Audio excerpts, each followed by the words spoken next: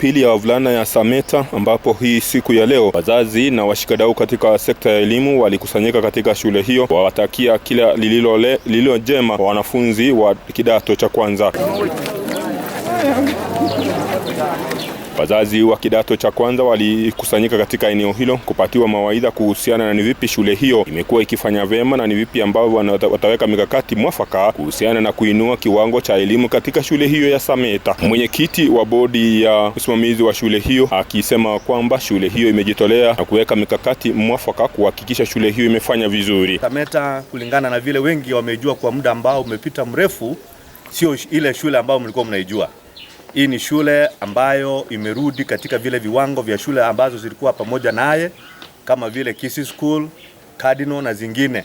Kwa hivyo ningependa kuambia wazazi na washikadau wote kwamba yale ambayo yanafanyika katika shule hii kwa ushirikiano mkuu kati ya mwalimu mkuu wa shule, manaibu wake, walimu na halmashauri ya shule na ya wazazi ni ya kuleta manufaa makubwa katika kutenda na ufanyakazi wa shule kwa ujumla. Amewataka wazazi kuamini yaliyo katika shule hiyo na kisha kuleta watoto wao katika shule hiyo kufanyiwa vizuri na kupita mtihani.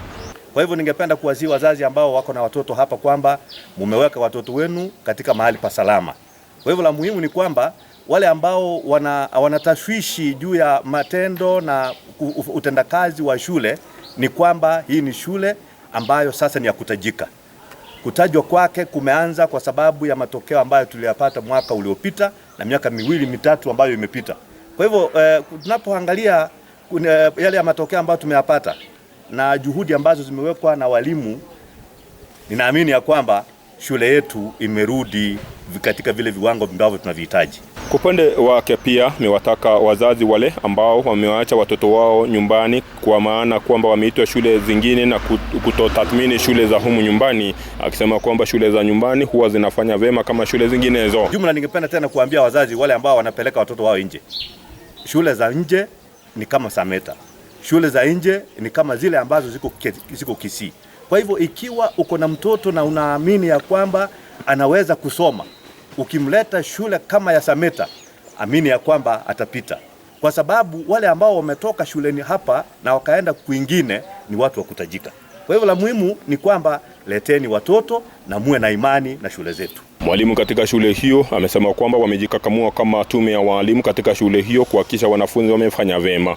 Langu ni kutoa shukrani kubwa kwa sababu hii shule mwaka jana ilifanya ufanisi katika mtihani na mwaka huu tumejiandaa sawa sawa.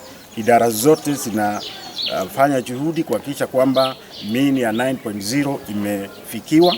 Kwa mfano leo tulikuwa na wazazi wa kidato cha kwanza ambao kwa kweli tumepata wanafunzi wengi, na tunatoa wito kwa watu wote kwamba hii shule mahali imefikia imerudi mahali ilikuwa, na tunahakika kwamba tutapita huko.